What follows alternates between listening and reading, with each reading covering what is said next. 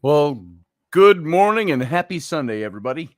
Welcome to the program. It is early enough on Sunday morning. It's 9:06 a.m. We're starting a few minutes late today, but that's okay. I hope that you're joining me a little late. And here, let me get rid of that header. There we go. Boom. And happy Sunday morning again. Let's see. Sandra, good to see you. And whoever else is out there, I see other people, but don't know who you are yet. Welcome to the program this morning. And I'm glad you could make it in, even though I'm a little bit late this morning. And keep in mind, if you're a new viewer or listener this morning, Sunday mornings is always a lot more informal than our weekly show, our daily show, I could say, on during the week, Monday, Wednesday, Friday with Intrepid Radio. So this is not a formal show. We like to kick back a little bit on Sundays, just talk about topics and what's on people's mind and all of that stuff. So welcome to the program, those of you that are here. I slept a little longer today. I don't know why. I didn't even make coffee. I'm actually drinking carbonated soda this morning because I didn't get not carbonated, caffeinated soda this morning because I did not get a chance to make a pot of coffee. So hopefully you've all grabbed your coffee or your caffeinated soda. Or Sandra, you're over in Great Britain, so you're 6 hours ahead. You probably already had your daily coffee. And Matthew, you're out in the middle of the Atlantic in Barbados. And so those of you who've already had coffee, well, skull. I'm going to have some right now. Slanche va. Or some caffeine anyway. So what do you guys think? Since we're being informal today, those of you who are here that are regular listeners to the Intrepid radio program, give me some ideas of what you would like to hear on our show. I have heard from a couple of different quarters that you believe the Intrepid radio program, after 22 years of broadcasting, is losing steam, or doesn't seem to be as good as it used to be, or there's something missing. And I'm just wondering what everybody's thinking. If you have some input, give it to me. You can give it to me right here. We can talk about it on the show. We can talk about it in the chat room. Is there something lacking that you used to get from this program that you don't feel you're getting now? I was, the way it was put to me was that my shows are lacking luster these days, and they're not as exciting, or the topics aren't as good, or something like that. So let me know what you think, and we can discuss that. That may set the course for where I go ahead with this show from this point on, during the week, especially when we're doing the official radio show. So let me know what your thoughts are, and we can move on from there. Hey, Carlene, good to see you this morning. Glad you made it in. It's 3:15 in the afternoon. You're only on your second coffee of the day. I didn't get any brewed this morning. So, I was awake. This is probably why I overslept a little bit. I was awake all night, it seems, up and down, up and down, up and down. I went to bed around 9 o'clock last night, which is relatively early for me. We don't even start our show until 9 p.m. during the week. And so I went to bed about 9 p.m. after a full day of sitting on bleachers and pacing around a high school at the cheer competitions, which both my daughters were in yesterday. My 8-year-old and my 11-year-old were part of their own cheer teams, and they competed with other schools. I put up a couple of videos on my Facebook if you were around and saw those. And so we were there all day. We had to be there at 8 a.m., and we were there until, I want to say, we walked in the door here at home again around 4:30 in the afternoon. If I got that right, it was still light outside. And of course, now with daylight savings time gone, the day's getting shorter. And by the way, folks, we're only about 6 weeks from the shortest day of the year. And then it all starts going uphill from there. So or downhill from winter, even though the dead of winter isn't until a month or two after that. So, hey, Randall Flagg, good to see you. Work today, so you're cutting it short. That figures, doesn't it? And yeah, we are going down. Sam and I are going to go down, and Flynn, I think, is going to join us. We're going to go down to Rochester, about an hour and 40 minutes from here, where Uncle Dave, his family lives, and we're sorting through a bunch of stuff that were locked away in some storerooms we didn't know existed, and his RV, which we couldn't get out of which he had a lot of stuff stored in that. Costumes, his swords, his sewing stuff, his painting stuff, and all of that stuff was all locked away. So we're getting a few people down there with the family to go through a lot of that stuff this afternoon. We're going to do that right after the show today. So, hey, Steph, Cuervo Queen, I'm thinking about the topic that you introduced on Friday's show, and I think we're going to shoot for probably Friday of this week to go into that topic a little more in depth. I want to get some answers for that myself. I want to see what I have opinions on that. And if you were here, folks, on Friday, we were talking about people who have sex with ghosts. And it's not just all weird people who are imagining things. There is physical touch that's involved. And so we wanted to look into that, the ups and downs, the ins, the outs, pardon the pun. And can people have sexual relations with ghosts or spirits?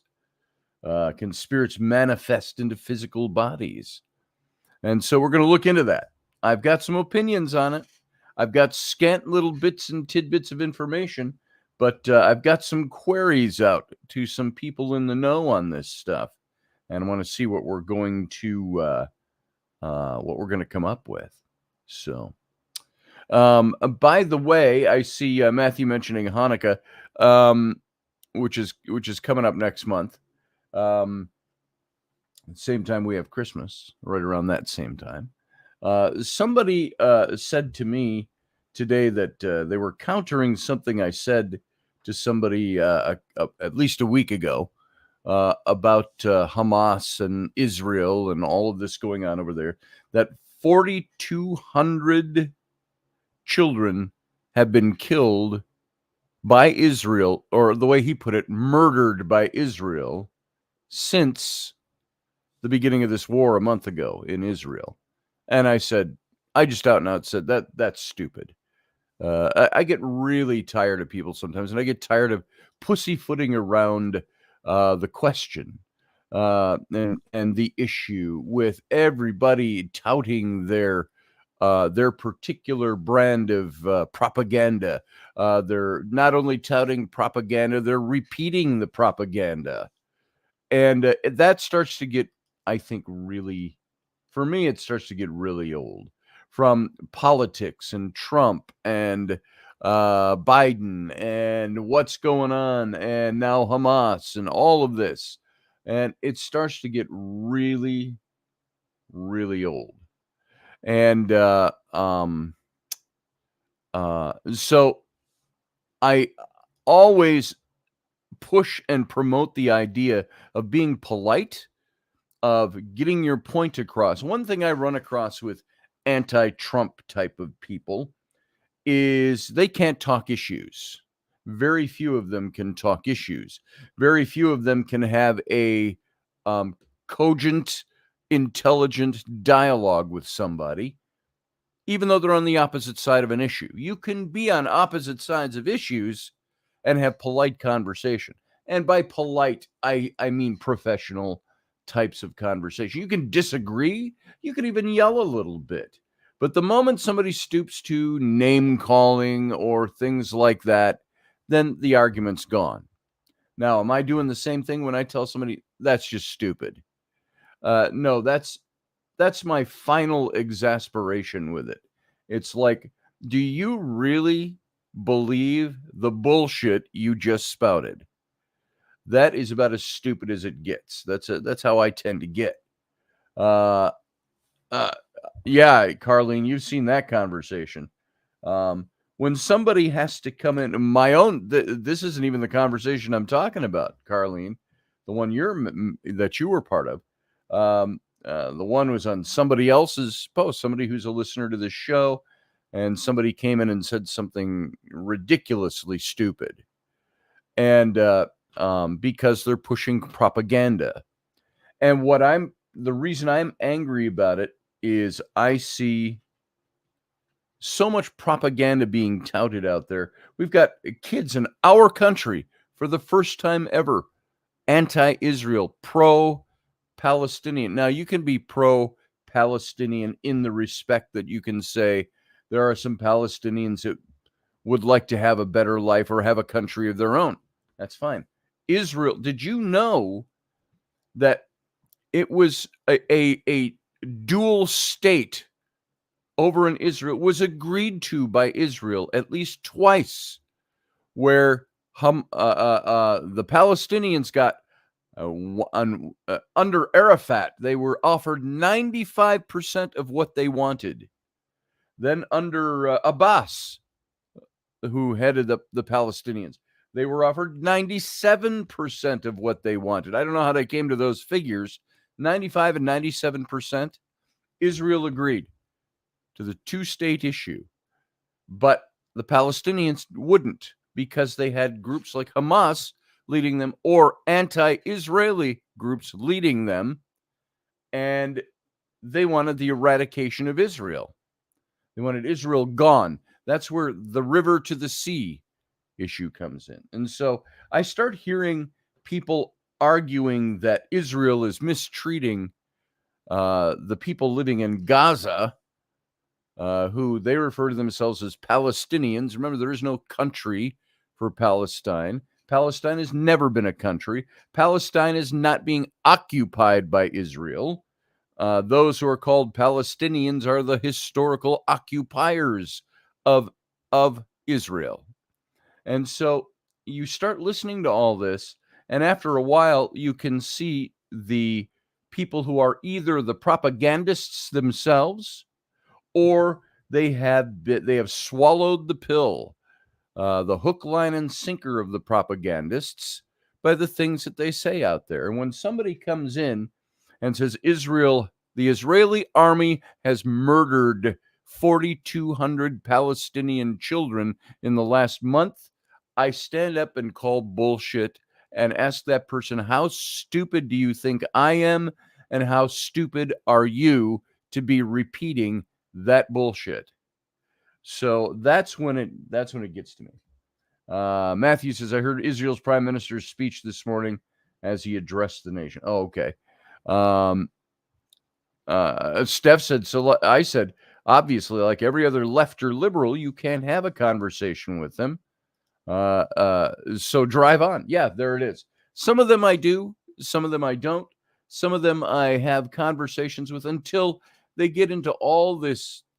What would you call it? A person who is attacking you and your political stance on something can, in one sentence, bring up 18 different topics.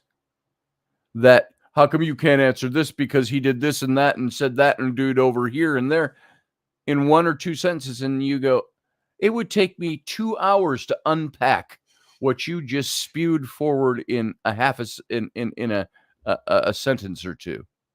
I'm not going to do that. I'm not going to engage you in that because you're repeating lines that you've heard.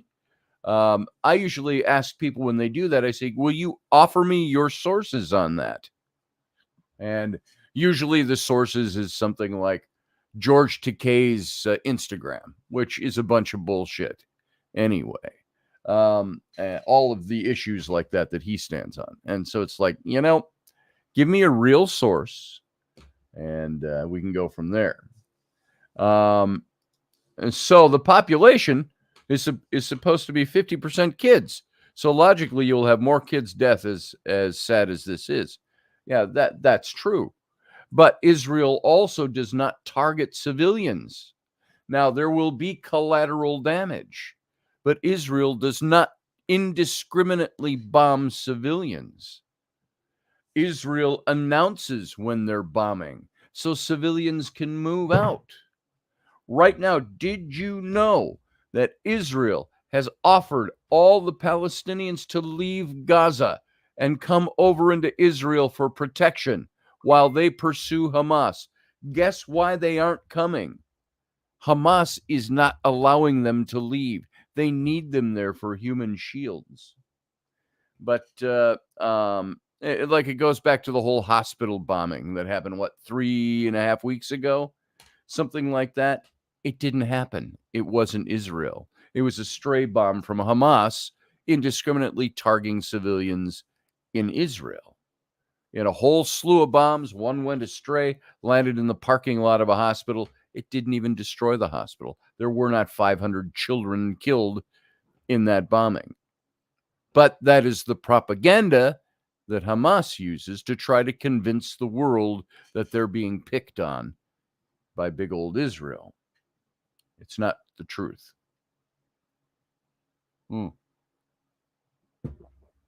Carlene said some people can't handle the truth. And you can see that video is fake. Yeah, it's fake. We know this. When a guy on my own post comes in, it wasn't even a post I made about Israel. Remember this last week? I was gone on Wednesday. And so I put up a little block with the graphic for the shows, for the radio show. And I said, folks, there will be no show Wednesday night. And I said, we'll see you on Friday. And somebody came in and posted, well, maybe there's this you should look at. And it wasn't a radio show taking place at that time that he was offering. He just put up his website, which was all anti-Israel and pro-Hamas and all of that, under the guise of it being pro-Palestinian. And it's not pro-Palestinian. He said he was pro-humanity, but he literally put up 18 more posts showing videos, showing the size of Israel, showing how Israel is taking the land away from the Palestinians, showing this, showing that. And I said, you know what? And I left it there. I could just delete all that stuff. But something I don't like is I don't like to just delete somebody. Go ahead, make your argument, make your case. And I'll leave it up there mostly for them to be able to string out their own noose with their information. And after 18 posts that he put up in an hour, probably, I said, it took you, and all he was saying in the first one is, I don't stand for Hamas or for the Palestinians or for Israel. I stand for humanity. And I said, it doesn't take 18 pro-Palestinian, pro-Hamas posts, anti-Israel posts to tell me that you stand for humanity. That's bullshit. So, Steph says, there's a whole line you got here going here, Steph. I got to go back. I just had a 40-something woman stop her car and gawking at my big foot with my Biden signs. I went out there and said, do you agree? She grimaced and said something that ended with a swear. And so I said, obviously, like every other leftist or liberal, you can't have a conversation with them. So drive on. Yeah, there it is. And she flipped me off and I laughed and said, ha, you can't handle the truth. You can't handle the truth. You just proved it. And I laughed and I said, you got a poster of AOC and Hillary on your wall. And I laughed. This stuff goes on. I also ended the conversation as nicely as I could muster. I said, have a nice day, window licker. I bet you had a great morning licking the bird shit off your window so you could see my signs. Nice. That is such a polite, neighborly approach, Steph. I like it. She flipped me off again. I laughed and said, thank you. I think I'm number one, too. Awesome. Yeah, there you go. Yeah, we had, when we were living in the corner townhome, as you entered our neighborhood a couple of years ago, some of you remember this where we lived. We were kind of up on that little hill as you came into the gated kind of neighborhood back there. We were in a townhome, and we had the big corner lot as you came right in, and we put our big 8-foot Trump sign up in the front yard there, and the Trump flag flying back for the election. And we got a lot of people in our neighborhood were pro-Trump. So it was interesting. So yeah, we put our signs out there too. I never got into too many arguments with anybody politically about it, but there would be gawkers. So I hear you, Steph. But yeah, anyway, back to talking about Israel, talking about Trump. You can apply it to anything. It seems that the left, all they have is insults. And when somebody comes out the gate insulting me for my political stance or my stance on Israel or so on, and they start condemning or calling names and all that, I say, this is somebody who obviously is motivated only by their emotions on a topic, but not their intellect. I say, look, if you're going to come out the gate attacking me and calling me names, that tells me you're not thinking critically. Well, maybe you should think critically. Maybe you should even start thinking. That's the kind of responses I get. I go, think critically. Well, maybe you should try thinking once in a while. I said, well, what would you like me to think about? And well, think about how, he did this and he grew up swimming. And I go, cite me facts. I said, I don't need to hear the fiffle, the propaganda. Give me some facts. So Trump was in Claremont, New Hampshire yesterday. If we'd been back in Vermont, we could have gone. It was like 20 miles away. That's cool. Yeah. Randall Flagg says, my mother once bashed the Kennedy family on a duck boat tour. She was 5 foot tall and 90 pounds. Nice. So anyway, all of this stuff, the propaganda is unreal. Don't fall for the propaganda out there. Don't let people attack you for what you know is right. And a good thing on top of that is make sure you know what you're talking about too. I've gotten into a couple of conversations with people over the whole Trump trial in New York going on, right? The fraud trial. He's already been found guilty of fraud. And now this trial that's going on right now is just the trial to set the damages. Whether or not they're going to take away all his businesses and fine him $250 million. Now, that's probably going to happen. But unless some fallout comes between now and then. But what this is doing is being set up for a great appeal to whatever that decision is going to be. Because the judge who is in charge of that, and you start to say things like, well, the judge is obviously biased, and people are gonna look at you like the way I look at liberals that come up with or leftists that come up with their bullshit. And I say, look, you got to start putting the dots together. You got to start watching who's doing what, why it's being done. Trump is being sued under a statute that's never been used in his state before. He's a former president and he's being sued for something that's never been used. An obscure statute, nonetheless, saying he overvalued his properties in order to get loans.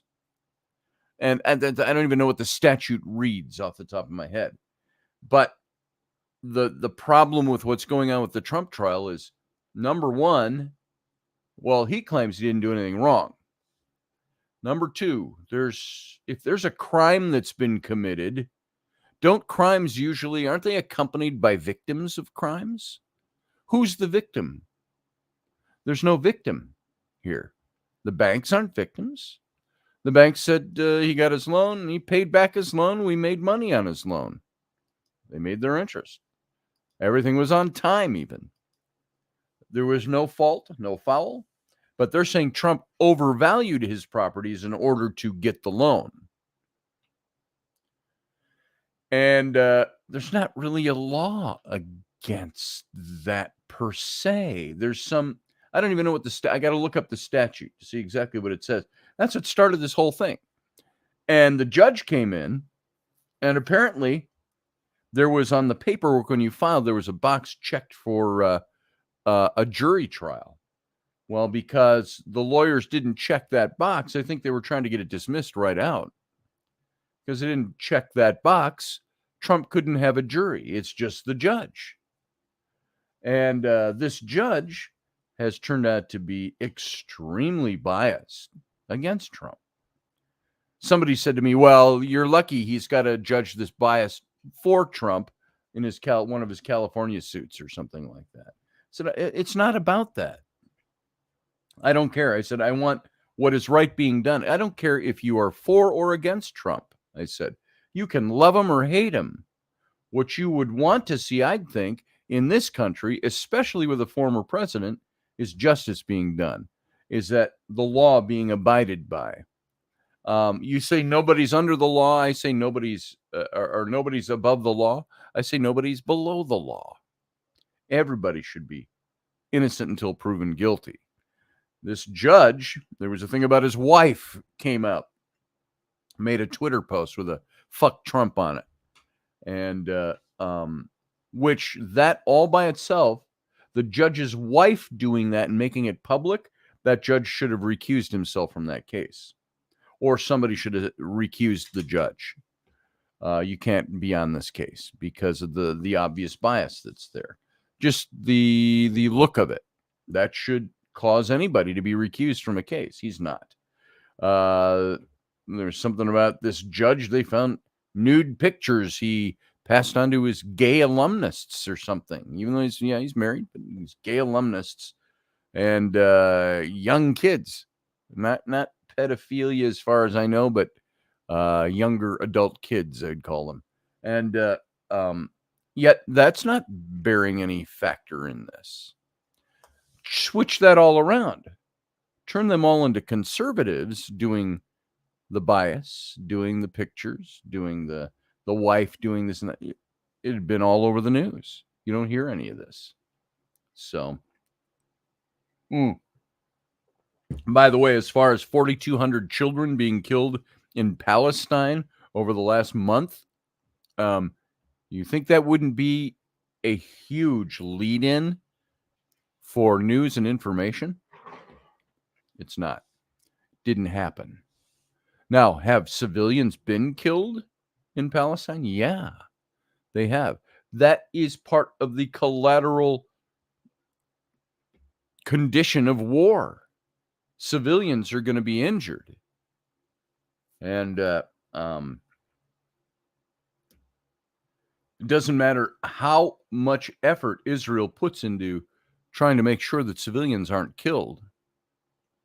It's going to happen, especially when Hamas won't let them leave, wants to use them as human shields or propaganda pieces once they get killed. So, anyway, that's what I have to say about that. Hey, Doctor Who, how you doing? And is sheltering good vibes, says Doctor Who. Hola, Steph. Do I know Doctor Who? Has this come up before? My memory is so shitty these days. I can't remember if you've been here or if you're somebody else who's been here and under a different name or what, or if you're new. So Morgan Snow says he has a big ego. Who, the judge? Yeah, he certainly does. Talking about the judge in the Trump case? Yeah, he does. And they're out to try to bankrupt Trump is what they're doing. This is what Letitia James has said she was going to do. She ran on this to get elected. So there you go. Connect the dots, folks. Trump being tried and probably lose his initial trial for something that is a crime that had no victim, not really even a crime, and a biased judge who won't allow him to have a jury trial because they didn't check the right box when they filed the paperwork. I would think a human being could get around that. A judge could go, well, you didn't check that box. You know what? You can change your plea even. When you go to court, if you pled guilty and you come back later and say, I'm going to change my plea mid-trial, you can do that. You're allowed to do that. The court system is built to favor the defendant because the defendant is always supposed to be presumed innocent. And so everything that happens to the defendant is something that is supposed to be, or everything that that happens in the trial is supposed to favor the defendant. And proof has to be presented in order for that defendant to be found guilty. Now, apparently, the prosecution has presented its case. The judge ruled on it. Now they're going to present their case again in this next phase. The defense now gets a chance. We've only heard so far about the prosecution, which ended with Trump's kids being called on to testify. So, yeah, I want to see someone bankrupt Letitia James. She's making millions in the reality world. Yeah, it's true.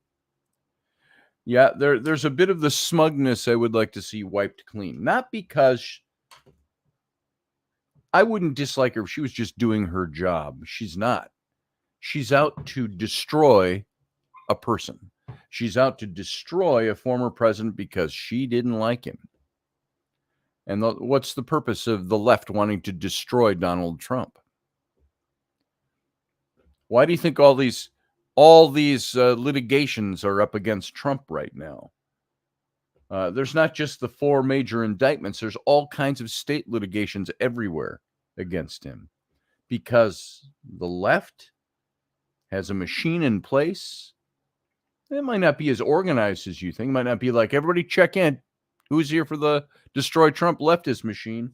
It's not like that. They all operate under this same philosophy, and it's a cascading effect. So everybody's hopping on that bandwagon.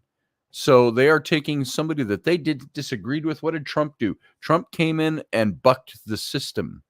And now the system is coming back, which tells you there might be some people behind this. The system is going to come back and try to destroy Trump. And it's not because he did all these illegal things. It's so ridiculous. And how do you stop it? How do you stop it? That's the big question. I would like to see the country. I don't care if you don't have to be even a lover of Trump, but Trump I think he needs to win the presidential election. I don't care if you think he's not the best man for the job on the right. There might be other guys on the right that could do a good job. I think all the candidates right now should stop running on the right and support Trump. Make one unified effort to undo all this garbage that they say exists about what's happening to Trump and everything. You know what? Put him back in office is what I think needs to happen. That's the simplest solution. Put him back in office. You don't have to like him, but you do have to ask yourself, like I asked myself yesterday. I took my wife and I and 2 of my kids, my 2 daughters, from the cheer competition. We went out and had lunch at Chick-fil-A. This is a treat that the kids like to have. Chick-fil-A. We went to Chick-fil-A. I spent $62 buying 4 fast food meals at Chick-fil-A. Chick-fil-A is not a sit-down restaurant, folks. I remember when I was first dating Raini, $62 for any meal for the 2 of us was because we went out somewhere to a really posh place and didn't order the Dom Perignon, but we 8 large, $62 to take 4 people, 2 of them kids, to a fast food restaurant. And that is indicative of the problem that has arisen over the last 3 years in this country. The inflation, the economy sucks. So you need somebody in the office. You don't have to. Nobody's going to agree and like everything about anyone who's in office. Nobody has 100% of the people loving everything they do. But I'm saying your vote ought to reflect what you believe about the country and where the country is going, and who do you believe out of the candidates that are out there is going to best serve the country. Doesn't mean they're going to serve you on every one of your pet issues. It means they're going to best serve the interests of the nation. And I think Trump is the person to do that.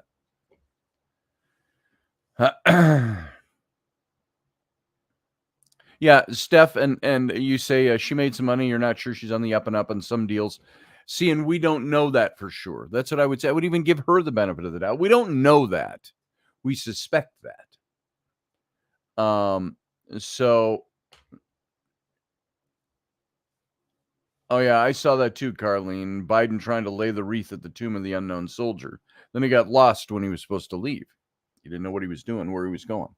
You know, that this is the thing. Why is our nation so quiet about it? It's noisy in the background, but officially we're not doing anything about this. We've got somebody who is incapable of leadership in the leadership role of our country, and our country is doing nothing. There are things built into the Constitution for this sole purpose, to address this issue, and we're not addressing it. It's because most people say, well, because nobody wants to have Kamala Harris step into the presidency role. Well, you know what?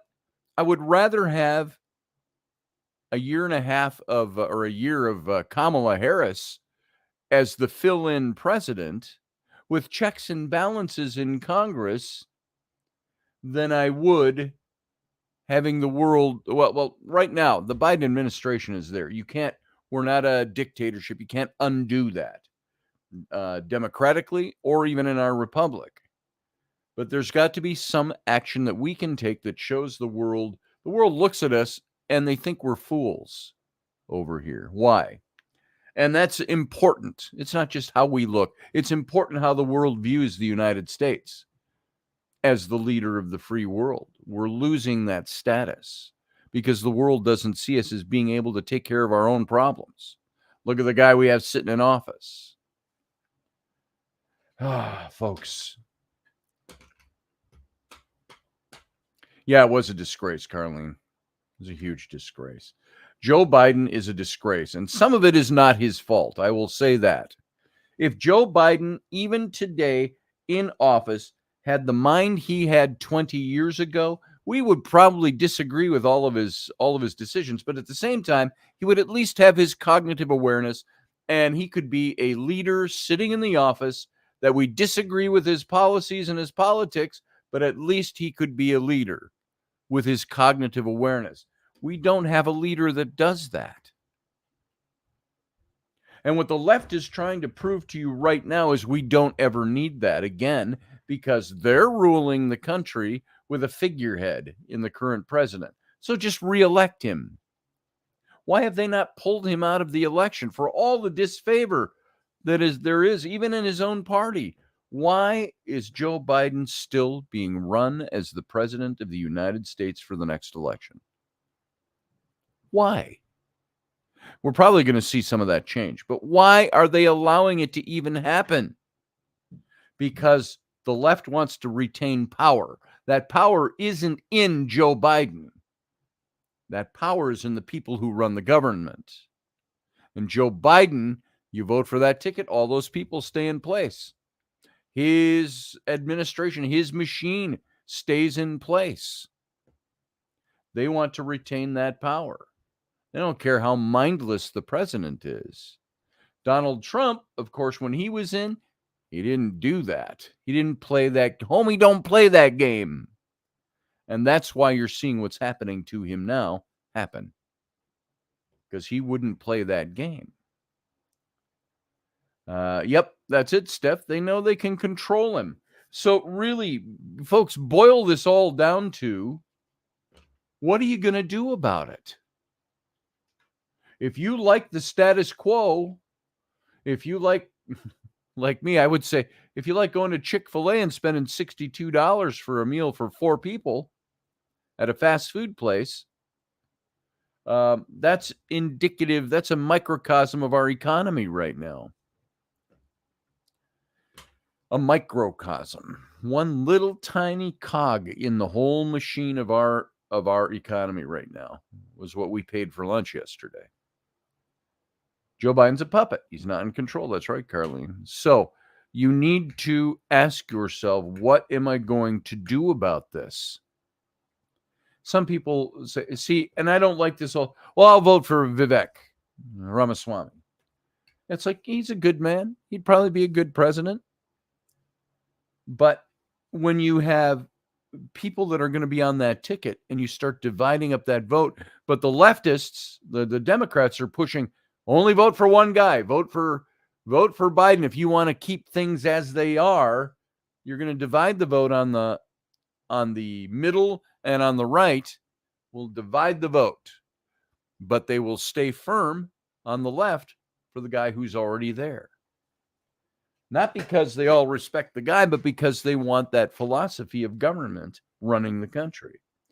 And if you think our country is going in the wrong direction, then you need to focus on who's going to change that. And by dividing the vote on the right side of the ticket, you better look at what effect that will have as well. And sometimes you got to suck it up. You suck it up and you say, I need to vote for this person, even though I don't like everything about them, because I know that they will do a better job than the opponent. There it is.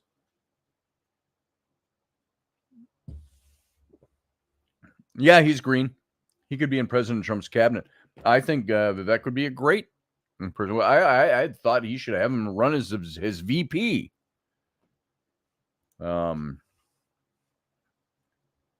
Yeah, he needs to pull somebody in as VP. I got to tell you, Haley, I don't see much in her that I find likable. It's not because she's a woman. Because I'd have voted. There's women I'd have voted for president. I'd have voted for Tulsi Gabbard had it come down to her. It's not about the male-female thing. It's about who's qualified. Maybe she's qualified. I don't like her. I don't like what she's doing. I know one thing Ronald Reagan said. What was his commandment? He says the one commandment for Republican Party should be you don't attack other Republicans. Something to that effect. I'm paraphrasing. So, yeah, Nikki Haley. Yeah, I don't like her either. Yeah, she's been bought. There you go. That probably is the best way to define her. So, I'm coming into this show this morning saying, let's just talk. We'll have a little coffee talk this morning. Talk about what's going on. And Ken Bellows, what about Constance Owens? Candace Owens. I like Candace Owens. I don't think she's right about everything, but I think she's righter than a lot of people like to give her credit for. I saw her say something just yesterday. And, oh, no, Candace, that is not right. That's not correct. Something on Israel, and she had a guest on, and the guest was politely correcting. No. He says, Candace, it's this and this and this. I don't remember what the issue was. But she could make a good. She's green as well, but she would make a great person to run with. Oh, a black woman. Ooh. But see, here's the thing. I I remember when Hillary Clinton was running against Trump, she said, and I saw her say this, I even remember how she said it. Don't you think it's time for a woman to be the president of the United States? And everybody, the house comes down, the Democrats, and applauding her. And I was like, no, I don't think it's time for a woman to be president. I think it's time for the right person to be president, be it a man or a woman. I don't care. They need to be the right person. She was pushing, vote for me because I'm a woman. And of course, she had a lot of other issues she said were the reasons she needed to be president. But when she pulls that out of the head, I go, no, you just lost your ground. This is not about you being a woman. This is about whether or not you make a good president, whether or not you bring to the country what the country needs. And sex doesn't gender doesn't make that happen. My son Sam is on his way over. He just messaged me. There we go. I'm just going to tell him I'm on radio. So, well, not really radio. We aren't on radio. We're on a broadcast. So when we broadcast Intrepid Radio, we're on Odyssey Radio. This morning, we're just on our own. We're just a podcast this morning. Informal as it is, for those of you that are here. And I hope, by the way, you're all having a good Sunday morning. Maybe we should change the tone a little bit here. Where did the Clinton Foundation disappear to after, what'd you say? After Hillary lost too? Can anybody tell me? I know, isn't there something going through is it the Clinton Foundation or is it a different one they did now? They're cutting a deal with the Biden administration where the support that is supposed to go to Israel or to Palestine now goes to the Clinton organization. The Clintons will disperse that to make sure it gets done right. I'm sorry, our government should have people in place to make sure that gets done right. If we are using taxpayer dollars being approved by our Congress to go aid one of our allies, why are we filtering it through the Clinton Foundation to disperse it? Because the Biden administration is saying the Clintons should be able to do this for us. They want change, but sometimes the teachers aren't the best solution. That's very true.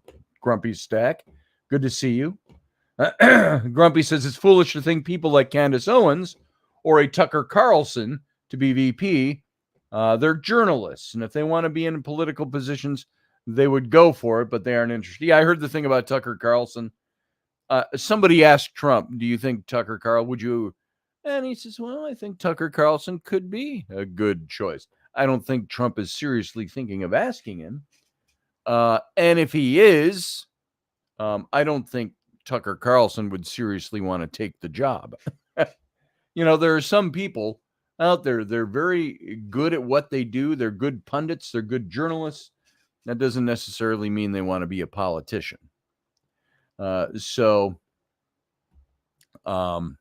that's right, Morgan Snow. What the fuck? It's a money-making scheme for the Clintons is what that is. And you got to keep asking these questions. You got to be noisy about it. There's a thing that goes on with the left and the Democrats. They have a well-oiled machine for doing what they do. Look at what they've done to Trump since he left office. This is the left doing this. They've got a well-oiled machine that goes from politicians to media, to major media sources, to judges, to whatever. They've got a well-oiled machine in place. Conservatives have traditionally, on the other side of things, have traditionally said, you know what? We aren't going to do that kind of thing. Well, we need to start doing that kind of thing. We need to be a little noisy about what we want to have happen. You're starting to see some rudiments of that going on in our country right now. People are starting to get really fed up with this. especially from the right. And it's like I led off on this whole topic by my calling somebody stupid today. That's the stupidest thing I've ever heard. Don't be so stupid. Now, I don't normally talk that way when it comes to political disagreements or the thing about Israel or anything. I don't say, I've said hashtag don't be dumb. I've said that before. But I've never called somebody stupid before. And this morning, I was so over the way this bullshit gets disseminated out there, especially the propaganda from Hamas and people who say, I'm just supporting the Palestinian people. No, you're supporting it using propaganda that's coming from Hamas and anti-Israeli people. Is there a delicate situation over there? Yeah. When you've got the people attacking Israel are housed within the neighborhoods and the churches or the mosques and the hospitals and of the people whom they say they represent, and you've got to fight against them, how are you going to do that? You're never going to eradicate them. Jason says, yeah. I don't know if you're going, yeah, or if you're going, yeah, but what are you thinking, Jason? Come on in. Come on in and talk to me. Here's the link. If you don't have it readily available, if anybody wants to call in and talk about what I'm talking about today, there it is. Jason, come on in. Yeah, they don't like hearing that part of the occasion. Yeah, isn't that the truth? So it's right in our faces, says Morgan Snow. Yeah, it is. And there should be term limits. Yes. You don't need somebody like a Joe Biden who has been in Congress for 45 years. Almost 50. That's a career politician.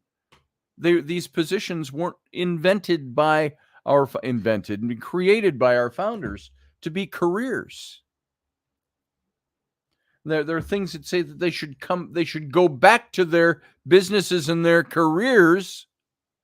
Let's see, your guest JP is an Android Chrome. Jason, this is what an alert just came up. Your guest, JP, is an Android Chrome, which has a bug that causes echo. Google is working to fix it. For now, please ask your guest to wear headphones to avoid echo or use a different browser.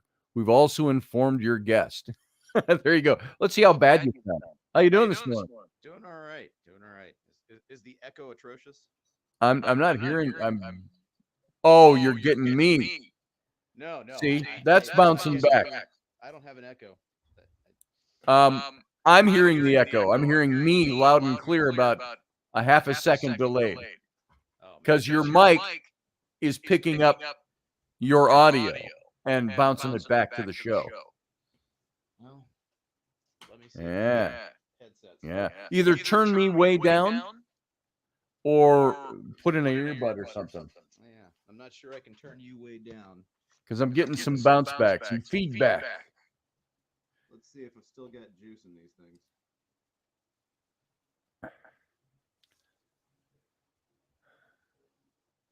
And Joe Biden even spoke with gold in my ear during the last Israeli war. 1973, says Matthew Sainsbury. Is that something Biden's claiming? Or is that something that actually happened? Joe Biden was nobody in 1973. Let's see, are these picking up? Let's find out. When did Joe Biden start his career?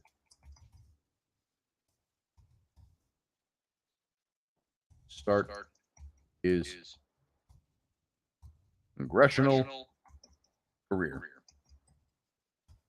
Let's see.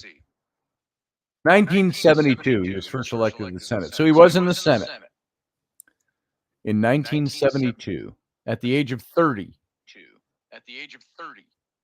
And he was later reelected six times. And he's Delaware's longest serving U.S. senator. and now the president, of course, of the United States.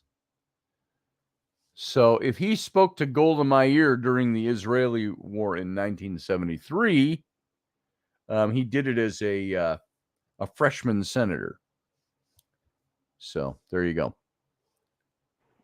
All right, how are you reading me? Now I can hear you loud and clear, and I hear no echo. Outstanding. Scotty, speaking at a football stadium, he said, Golda Meir said to him, we as a people referring to the Jewish people, we have no place to go. Well, Israel does have a place to go. They have Israel. They've got their own nation in 73. So I'm not quite sure what the context of all that was. Steph says, oh, okay, 1974 is the accident, and he used his sons when being sworn in. I'm not sure what that's about. So, Carlene, this is also telling me you're going to create an echo. Let's find out. How you doing, Carlene? Oh, I'm doing good.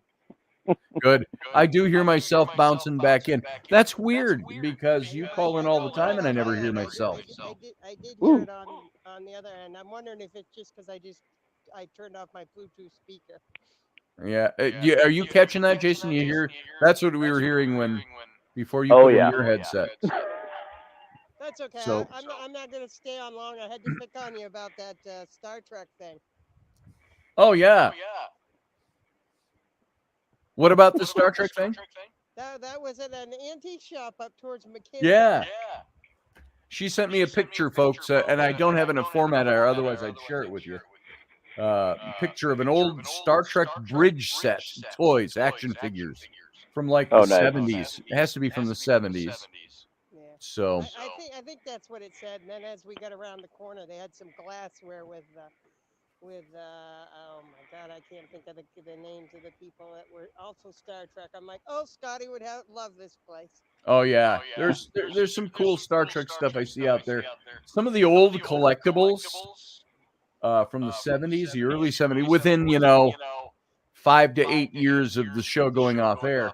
They're all the little plastic things, with the big bulging shoulders for the joints, and they're that tall, and they're plastic, and everything was done in bright colors, like phasers that are lime green or something, and it's like weird stuff back then. Yeah, it was pretty interesting. And then I looked at the price. I said, yeah, $200. Yeah, I guess I won't get that. Send it to him. Yeah, I guess I won't get that today. Yeah. Yeah, that's the way that stuff goes. You see that stuff all the time, and people they ask such exorbitant prices for that stuff because it's a Star Trek collectible. Which I've got a ton of Star Trek memorabilia around here, which I could probably sell for a good amount of money. So, here, yeah, see, there you go.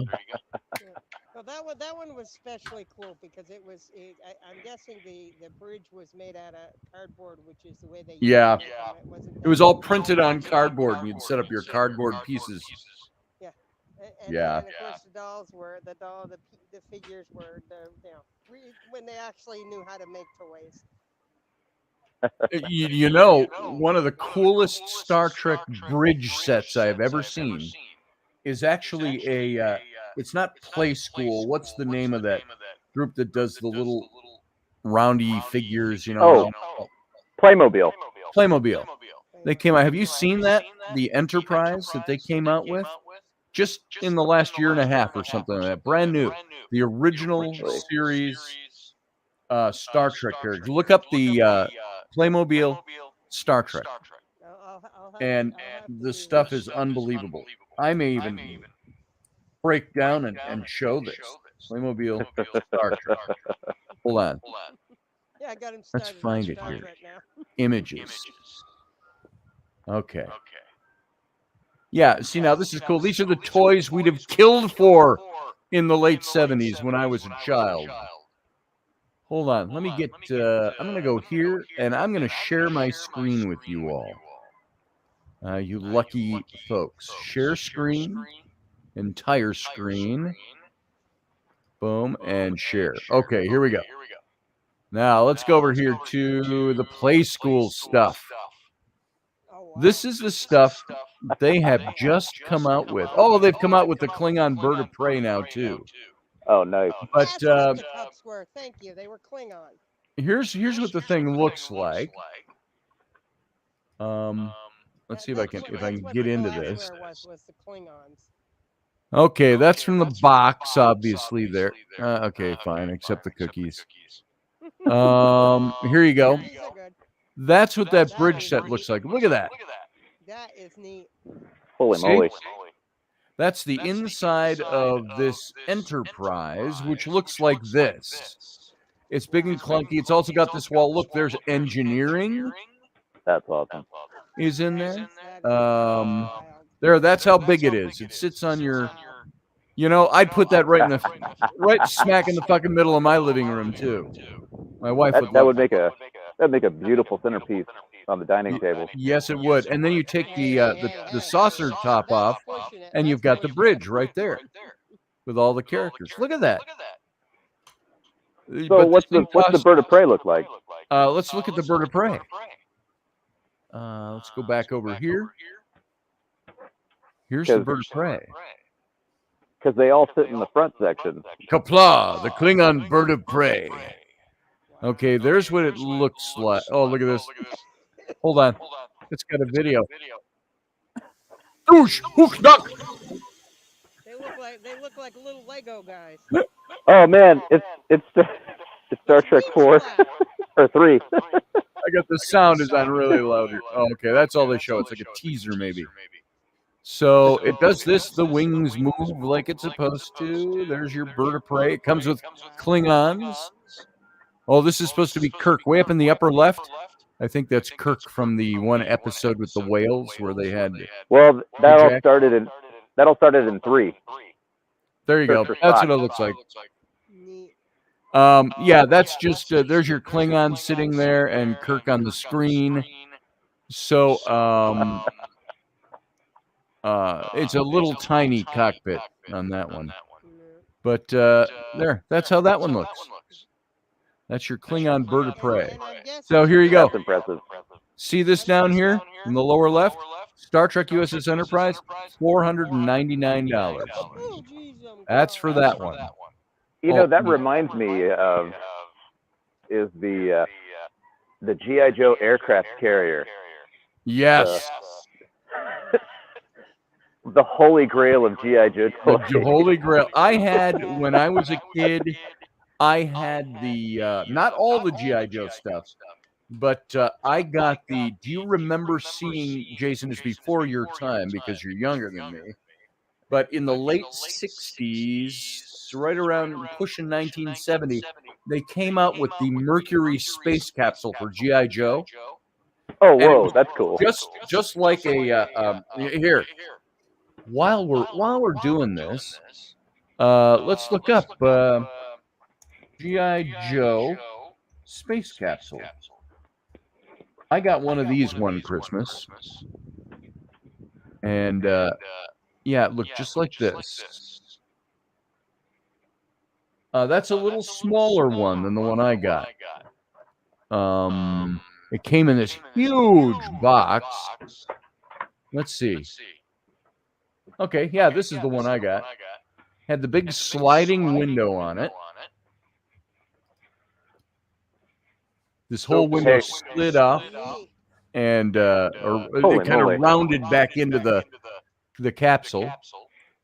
And I'm trying to see the exact box I got. This is an enormous box.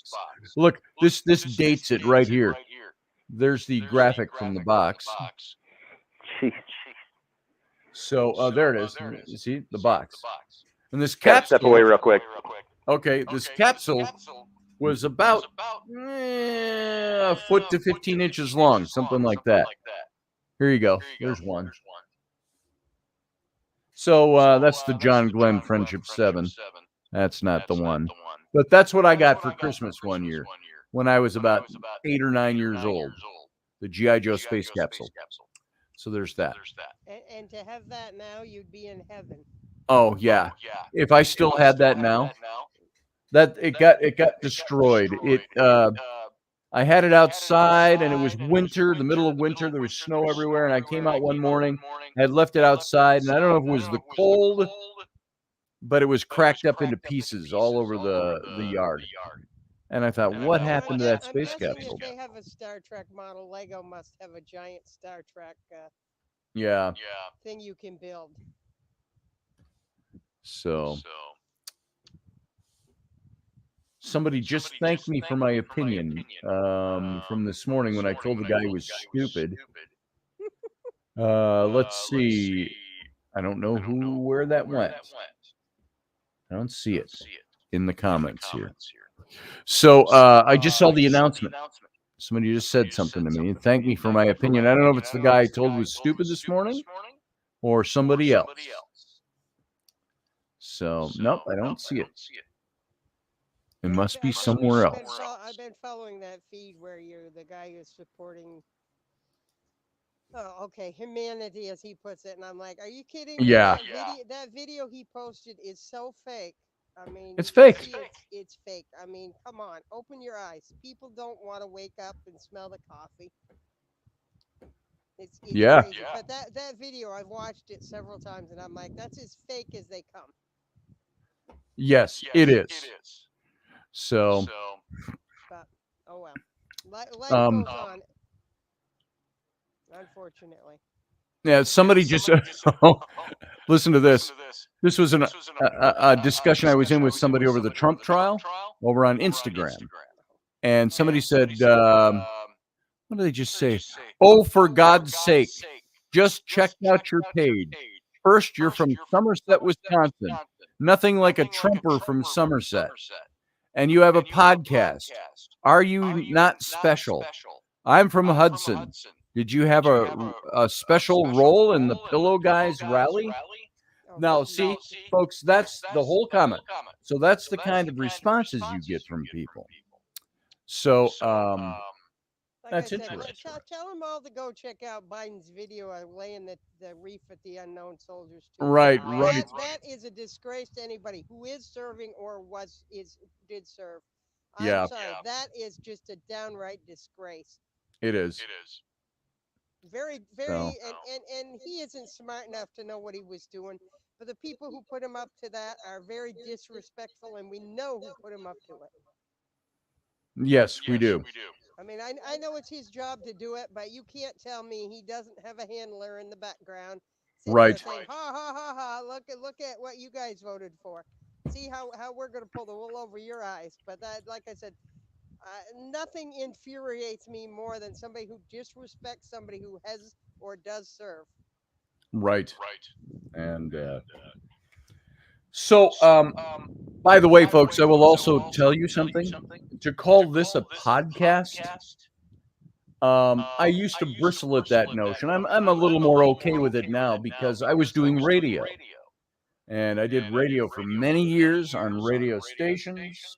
And then radio stations started to be adapted into online sites, and you became an online radio station. And so we always bristled at the notion of being a podcaster, not a podcaster, because any numbnuts at home with a microphone can be a podcaster. And so we like to elevate the stuff that we were doing much higher than that. And I was doing radio with John and radio with Rocky, and the different stations I've been on and so on. So you can call today's show as a podcast. So we're not being broadcast really anywhere. So there you go. Just to say that. I had one more question that I'm going to run because we're trying to get some yard work caught up. And we're still getting heavy feedback from your mic. So. Are you guys going to be doing Tuesday? I don't know. Okay. I have no idea if Wendy's going to be available for Tuesday or not. That's Robertson, folks. One show a week we do, but we haven't done it but twice in 6 months for all different kinds of difficulties that have gone on. So well, hopefully Wendy's doing better and healing, and it's going to take time, but hopefully she's doing better. But yeah, I hope so. Because for whatever reason, you got a lot of feedback, and we're raking leaves, and I'm watching more fall down. Yes. Okay. Bye, guys. All right. See you later, Carlene. All right, folks. There we go. It's just back to Jason and me. Yeah, sorry, I had to take care of a couple of things That's all right. there real quick. I understand. Yeah, I tell you, you're talking about the things that people are saying and getting the arguments on the Oh, yeah. Instagram and things like that. Oh my goodness.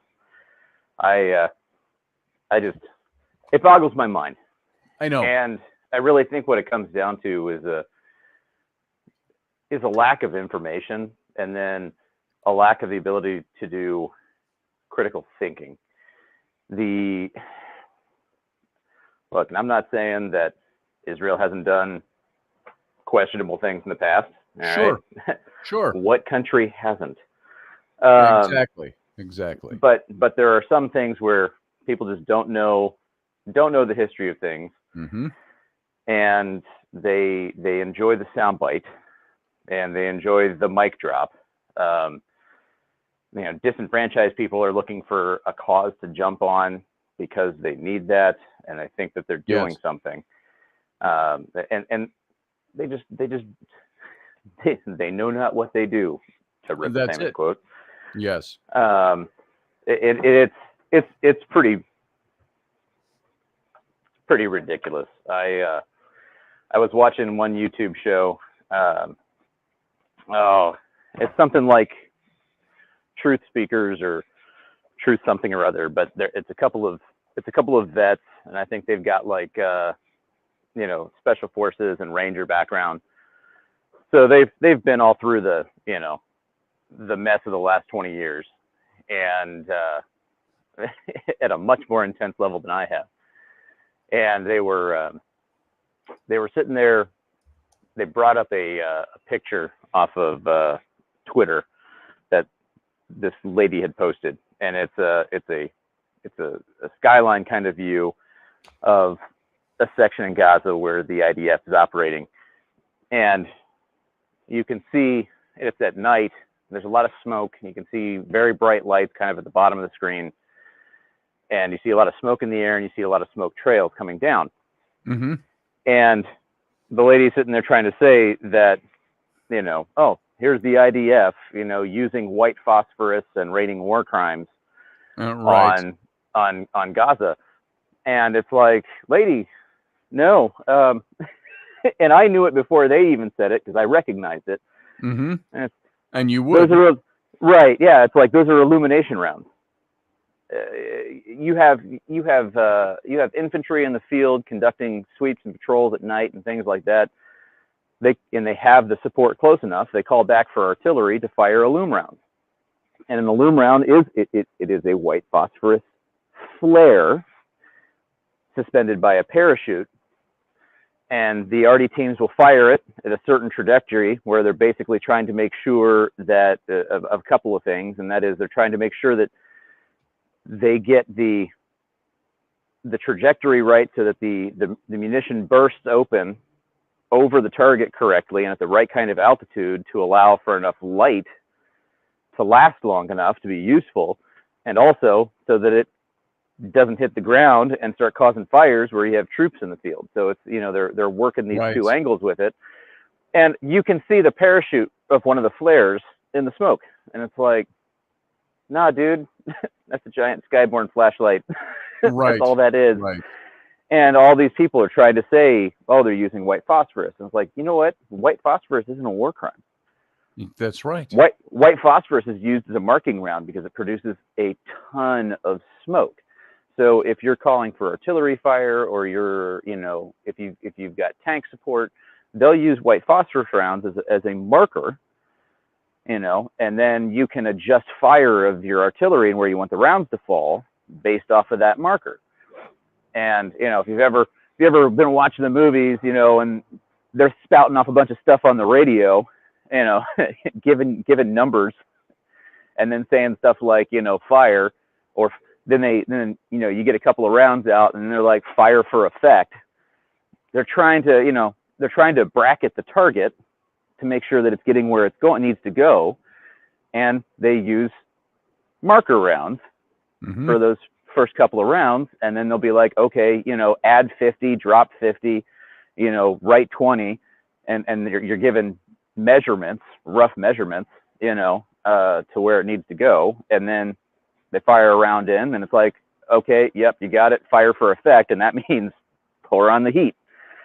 And they're not sitting there dropping phosphorus bombs trying to, burn down all of Gaza. It's right. People who don't understand how warfare is conducted in terms of the actual, execution of tasks, right? Yes. And maneuvers and things like that. People who don't understand these things immediately assume something and go off of what people said, rather than be like, hold on, wait, what's this whole spiel with white phosphorus? What's this whole spiel with this? And doing the research and thinking critically. And it's yeah, thinking critically. Right. Yeah, exactly. It's pretty bad, and it's sad that we've gotten to that point. And I don't know whether to blame technology, with the advent of instant social media, or to blame politicians, or to blame the media, or to blame parents or the education system. Right.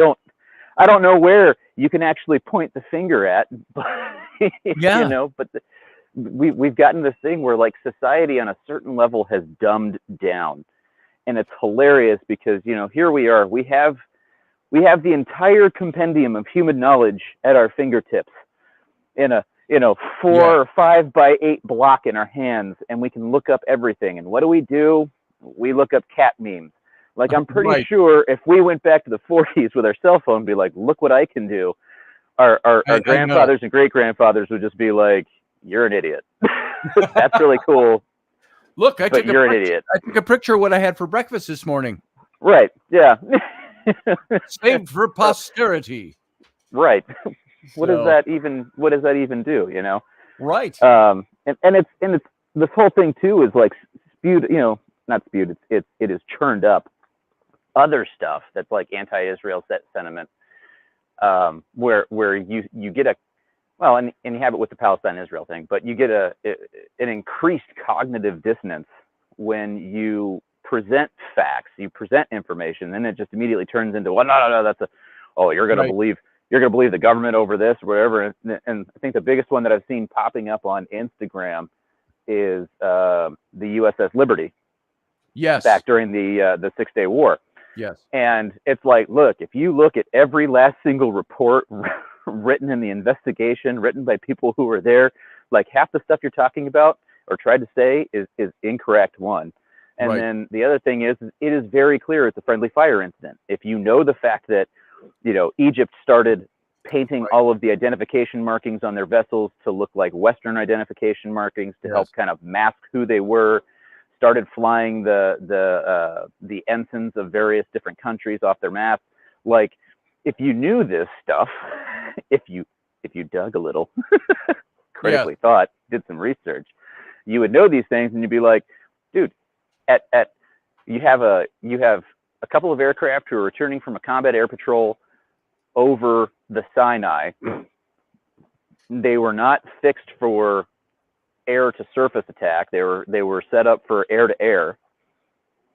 You would know that these guys spotted this vessel at altitude, and based off all the information, they would be thinking that, it's moving at this speed, it's this color, it's this kind of shape. We've just had artillery actions, in the Sinai, and the only place it could have come from was, out at sea, offshore.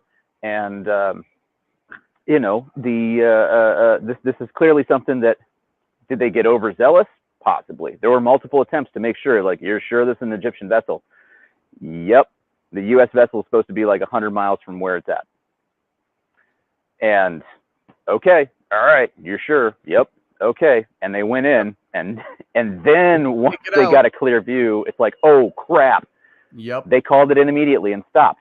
We had our own cap launched off the USS America and the USS Saratoga that were en route to support the Liberty, and it was they were recalled because it's like, no, it's a friendly fire incident. Come back. like, just, it doesn't even take a huge amount of knowledge to understand, like an understanding to be able to read a report. Right. And the NSA has the entirety of it posted, but then they're like, oh, so you're going to trust the NSA. I'm like, this come is on, how guys. propaganda works. Right. You don't go with the facts. There's very little critical thinking. The same person who just kind of criticized me for being a podcast, Right. which is not totally accurate, but we'll accept it because part of the show is podcasting. Yeah. But trying to criticize me for that, also criticizing me for where I come from, the town I live in, that's all on the side of the issue. This is the same person who came back to me a couple of days ago when I said, you've got to apply critical thinking, I told somebody. And this person came in and said, why don't you just try thinking? and I'm like, okay. So critical thinking is very important. It doesn't matter what town you're from. It doesn't matter whether or not your radio show is no longer broadcasting on KBLM or whatever it might be. KBLM. Right. Why did I get BLM in there? KBLM. Whatever, like we used to do KGRA radio was one of our big shows. John and I did the Intrepid radio. We were on, I think that's probably my son. That's my daughter asking for a ride. I will bet you anything. Hold on a second. Here, this is what's cool about this. Hello? Hey, Dad. Hey. I have like $10. Do you want $10? That's what you called me to say? What? What? I'm on radio right now. I know. Can I have $10? Can you have $10? No. No, I don't have $10 for whatever you want it for. I want to trip with Will and Bentley. No, we just spent way too much money yesterday. So it's only $10. I don't have any cash left after yesterday. I'm gonna come home and jump you. Who's at our house? Nobody. I'm on radio. You're listening to people talking on the radio show. She's gonna jump you. Don't let that go in there. It's wet in there. Okay, I'm gonna go now. Come home and ask your mom.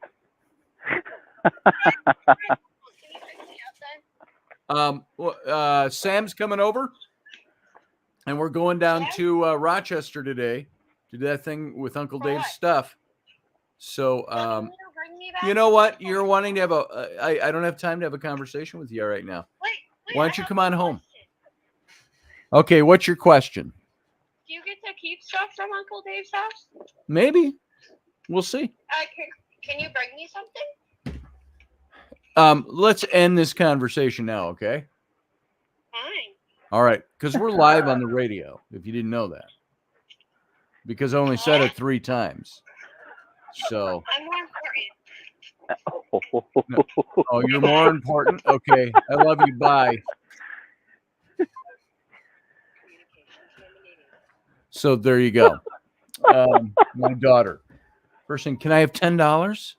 Hey, son. It's family time. Come around. You stand. My son comes and stands in the dark to talk to me. There's Flynn. What's up, boy? Just got home. Oh, you just got home. Okay. He had an overnight last night, too. So, wait, did Rowan have an overnight, too? Yeah, she did. There was only one child here last night. And I didn't even know it. So, Raini fell asleep up there with the one child then. That's why my bed was empty. So, yeah, Sam's on his way. So, yeah, pretty soon after the show.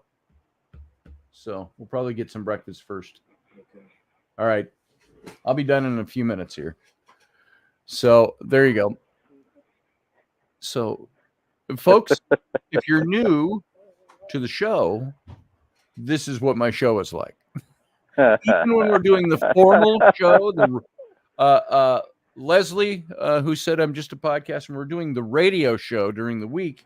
That show, my kids will come and interrupt. So, and we've kind of let it happen to a certain extent. It's not a big deal unless, the little girl wants to come in and do antics. Then it's like, if you need something, you come in and say something, say hi to the audience and go. But don't come in and do antics.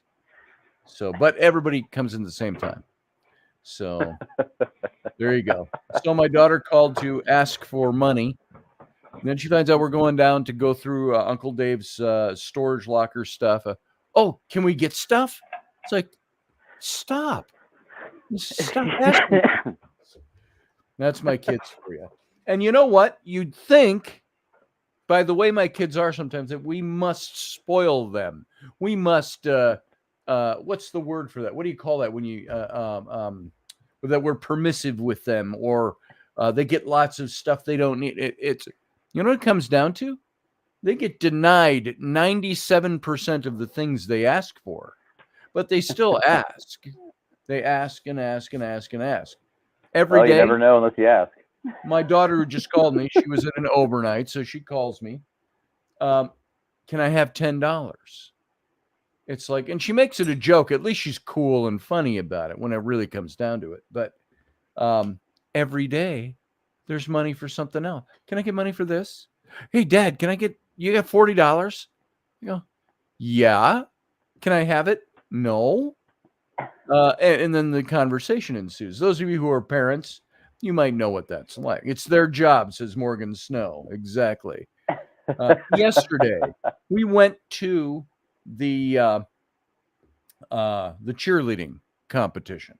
Both Rowan, my 11-year-old, almost 12, she'll be 12 in a couple weeks, and Ellery, who will be 9 in a couple of weeks. They were doing their cheer competition, but we're there at this school. And I already mentioned we went out to lunch at Chick-fil-A because it's what the girls like. It's their treat. And can we go to Chick-fil-A? Sure. Rainy, me, and two little girls, $62 for fast food chicken sandwiches. I'm like, are you kidding me? Uncle John, I see you there. Hang on a second.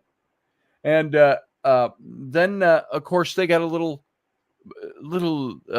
arts and crafts market going on at the high school there. For local artisans setting up their wares, selling fake jewelry and knit gloves and whatever, And so we ended up in total yesterday between the $62 at the restaurant, the fast food restaurant, mind you, and all the little places where we bought little stuff for the kid. Dad, can you give me this? Oh, give me this bookmark. And on that bookmark, that's $17. I said, what's a bookmark cost $17 for? Well, it's cool. It's got my favorite character on it. Does it do anything? Is it made out of a precious metal? Pages in a book. I can do that with, my used doctor's appointment card. I can use as a bookmark. But so all this little junk, and Rainey bought some pickles, and granted, the pickles were very good. I don't know. Oh, we got a little feedback coming from you, Uncle John. Do you have a headset? For some reason, something with Google is picking up your audio and rebroadcasting it into your mic. I will go get a headset. All right. And so here I gotta. Okay, there, he muted it. So yesterday, all in all, we spent about $150 yesterday. And when we got in the car, and I said, "Hey, we got to get some gas on the way home," and I called up my my PayPal card, which we were using yesterday, and I looked at my PayPal and I go, "Whoa! Do you realize we spent $150 today?" And I said, "You've got to be kidding me." So yesterday we spent money like we had it or something. Right. And, with the Black Friday sale, Hey, Walmart. Hey, Best Buy. Hey, everybody else. We've all got flat screen TVs. How about Yep. putting them groceries on discount? Yeah, let's have the groceries on discount, deep discount for Black Friday. Because I've got our house. You know what? We are not rich at all. We were a one income family for over a decade. Because Rainey decided to be a stay at home mom, which was beautiful. And she did some of her home stuff, the tumblers she does and things like that. And she made a little bit of money. But we were a one income family. Yet we still have, I counted them, we have 5 big screen, flat screen TVs in this house. Yeah. And we've got several laptops, several devices, several phones, which are all now devices. And I look at that and I go, are we in some kind of, I said to Rainey, what economic category are we in that we have like 12 different broadcast devices in this house? TVs, phones, you name it. And there are some months where you get the $100 internet bill and you're like, holy crap, I got to spend $100 on. And then you look and you go, wait a minute, look at all this stuff we have that we've accumulated over the last few years. And, granted, not all these TVs were bought at one purchase a year ago or anything like that. They were all gathered over the last 5-6 years. I think the most recent television purchase we made was 2.5 years ago, something like that. So we've got stuff, but I look at that. Our level of poverty is very different in the first world than it is in the third world. So we some days feel impoverished, but we still have 5 TVs. So, yeah. There you go. That's one of those things where I look at that and I say to myself, tell me you've never walked down a street in Iraq or Afghanistan without showing me you've Right. never walked down a street in Iraq or Afghanistan. Yeah. And that's not even like a, toot my horn because I went somewhere. That's a literal, like, you guys have no idea Right. what Right. this stuff looks like and how good you have it. Exactly. I've talked to so many, guys and gals that, were over there with me that it was like, you have no clue. It gives you a different perspective.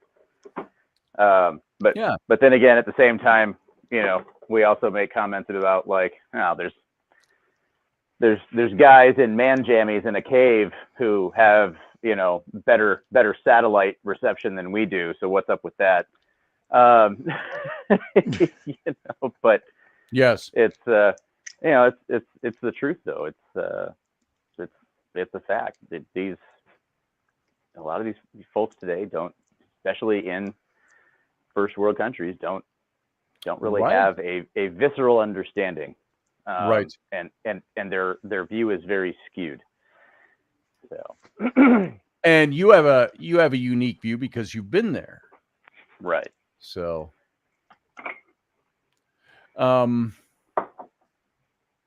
get more people in the Peace Corps than going overseas and things like that, and AmeriCorps, and they can see just what goes on out there. They can also see through like AmeriCorps just how much poverty is actually here in the United States.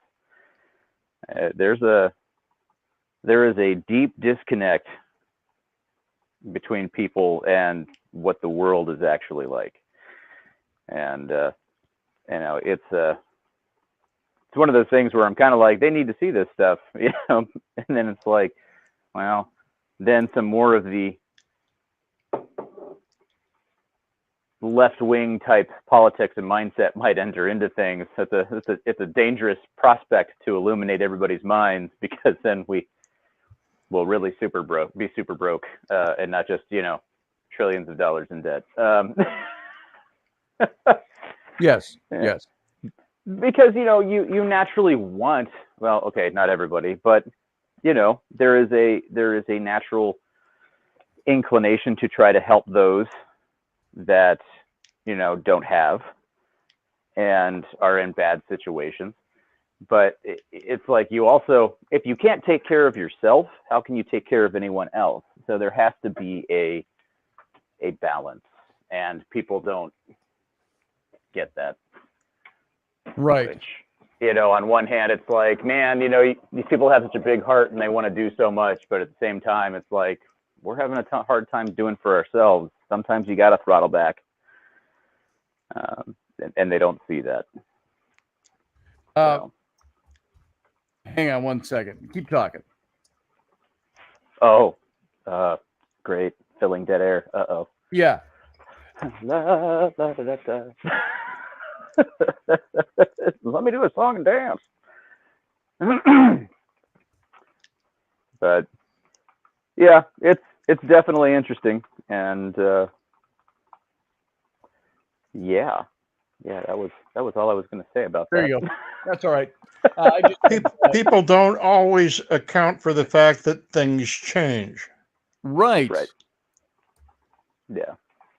Or the changes are so well, and that's the thing is the changes can be so incrementally done. It can be incrementally done in such small ways over time that you don't notice it until like you really notice it, because whoa, you know, a year ago I was doing just fine on this salary and living this lifestyle, and now I'm broke. What's going on? And it's not something that they observe happening.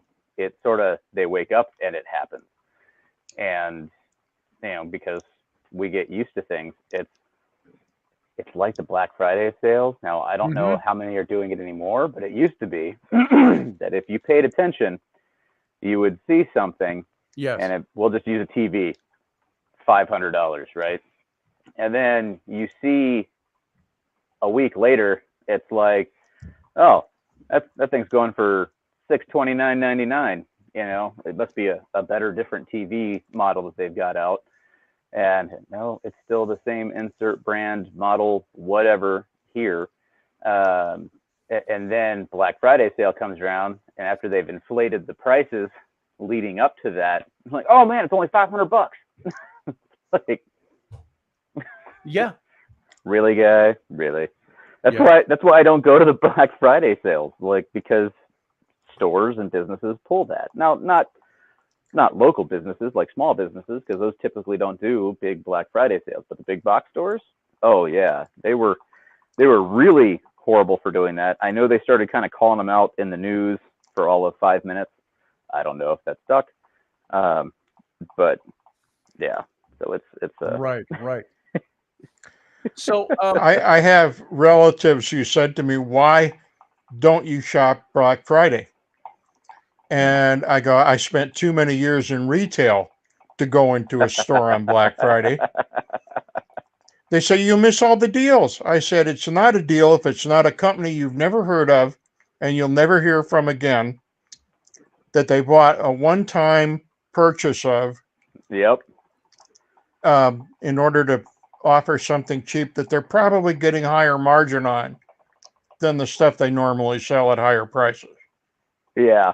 Oh yeah. You know, or you get like, well, you can see it on Amazon. They have like the Amazon Basics. And I was talking to my neighbor last night while he was putting up Christmas lights, and we got talking about things, and he was like, one of the things we could talk about was, you know, small businesses who come up with a product, and then they find out like, hey, we can make enough volume and get things out enough that we can sell it on Amazon. And, you know, so they start distributing through Amazon because Amazon has, you know, those kinds of programs. And then what'll happen is things that start selling really well, Amazon will take one of those, they'll get it basically reverse engineered, or they'll find a company that'll have something do the exact same thing and looks kind of similar. And then, you know, it's made in some sort of sweatshop someplace, and they sell it at a way lower price, and they undercut that smaller business and basically force them off the site. And it's like, yay. Why would you do that? You know, it's interesting, you know, when you start looking at like motivations. Like on one hand, if you look from a purely capitalist standpoint and just from business type stuff alone, when you're business, you know, you're Amazon, you're the CEO, whatever. I can understand why that's a reasonably clever tactic. You know, I could understand how somebody with maybe less scruples than I would go for it and be like, hey man, it's just business. But you know, it's not just there that they do that type of stuff. You know, it's in politics. It's, you know, it's kind of in everything. Yes. And it's really frustrating to watch. And there's some things where, so here we go. The issue that we got coming up local is they are trying to build here in Grand Forks. There is a vote on Tuesday, I believe it is, to whether or not they will go ahead. The city will go ahead and build an indoor an indoor turf facility and an aquatic center that everybody can access. And so, you know, obviously winters suck this far north. And so there's a lot of sports that, you know, the season ends pretty quick because it just gets too bad to play outside. And if you don't have the facilities, your high school teams, your local teams, things like that have to travel and play other places, and they can't play here. And so by doing this, you make it so people can play sports year round. And, you know, kids can be involved with those things, and schools can be involved with those things. And it's beautiful in concept. It's like, well, no, that's really great. I would love for people to have the ability to do this. I hate to be the jerk in the room, but what's that going to cost me in taxes? You know, because maybe I feel that other things need to be taken care of first before we decide to build this big, beautiful indoor turf facility. Right. You know, what are our roads like? What are our infrastructures like? What other things do we have, should we prioritize over this? And what the city here, and it kind of dawned on me recently as I was looking at things, you know, you can buy municipal bonds, right? Yes. And those go for those projects, you know, those city improvement projects. Excuse me. Yeah. And God, I'm sorry.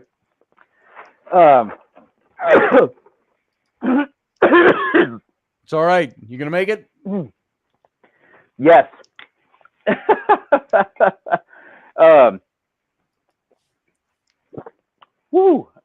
Sorry, so sorry. The and those funds go to that, but I never hear the city ever, except for a brief blip on the website or a brief mention during a council meeting, that they are, you know, authorizing the sale of these bonds for these projects. And instead they look to the tax code.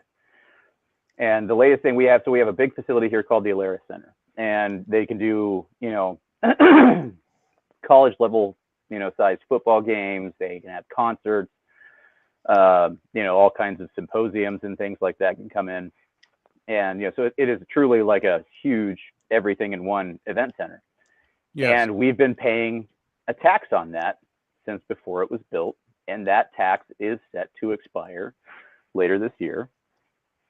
And so they're like, well, hey, how about we extend the tax to help cover this turf facility? And so they're putting that up to a vote. And it's like, I didn't hear you once, guys, putting out on the radio, putting up billboards, sending out mailers, doing anything saying, hey, you as citizens of Grand Forks, the city of Grand Forks, can own a piece of this effectively by buying municipal bonds. And we can draw a lot more funds from it that way and drive the cost down. They're relying on a tax and they're relying on donations. And it's like, why wouldn't you want to get the city involved? Or the only thing I can think of is, you know, they're worried about special interests, or, you know, they're like, well, if we did that, we wouldn't be able to, you know, elevate the tax. And because, you know, we might not be able to fund it like we thought, because maybe not as many people want this as we thought. You know, so it kind of gets pushed through. It's not literally being pushed through. It's kind of like a coming around the side, pushing it through by not talking about these opportunities for people to invest in their own city. And it's like, you know, we got 60,000 people here. If everybody kicked in $200, that's what, 12 million or something like that. I don't know, my math is bad. But it's like, oh wow, you would have how much funding towards this project? You'd have 12 million. How much does the project cost? You'd be able to knock that much off of it. So even if you did vote to extend the tax, you could lower it. You know, yes, everybody wins. why don't you think like this? Why And there's a don't they very think like that? well, right. And I think some of it is you have people who have things that they want to do and they think they want to make a difference and they want to be great and whatever for their town. And they get into government and it becomes more about pushing their own thoughts and their own goals rather than being like, I am literally a conduit of the people in my ward and I will do whatever they say. That is the only thing I'm here for, and to protect their interests socially and financially in terms of how a city operates and how it affects their lives. And so they push these things. And then they can say, oh, well, I pushed for this and I pushed for that when it comes to election time. And okay, cool. So you can continue to get your extra $15,000 a year at the cost of what? And it's pretty bad, and it gets pretty tone deaf. And I watched it for I might have mentioned we had the Chinese company that was coming in to set up a wet corn mill plant. Yeah. And we actually citizens got together and fought city council for basically 2 years on it. It was about a year and a half point where I got involved. But well, about half it was now it's about after 6 months it had been going on that I got involved. Excuse me, I phrased that wrong. And started pushing back with them. And the these guys are all looking at the dollar and, oh, this is going to bring in all these businesses, this money, and there's going to be ancillary businesses. And it's like, yeah, but you put a you put it was something like a 90% tax abatement for the first I think first 20 years. And then for the next 15 years, it was a 75% tax abatement on this Chinese company that had direct ties to China and was trying to set up 12 miles from the Air Force base that I work at, where we have some fairly sensitive things going on. And and China has a history of trying to buy property and set up things around installations where there's interesting stuff going on so they can see what we're up to. And they can try to glean technology, and they can try to figure out tactics and strategy and all that stuff, and monitor. Look, hey, every country kind of does that to a certain extent, but I trust some countries more than I do China, and that's just evidenced by everything that they've done in general since 1949. But the city council was just trying to railroad this through, and it was all about, this is going to be a great thing, it's going to create 235 more jobs. While it's being built, there's going to be 1,000 more jobs. And they talk about that, but they don't bring up the point. It's like, yeah, and once that facility is built, those 1,000 jobs go away because the facility's built.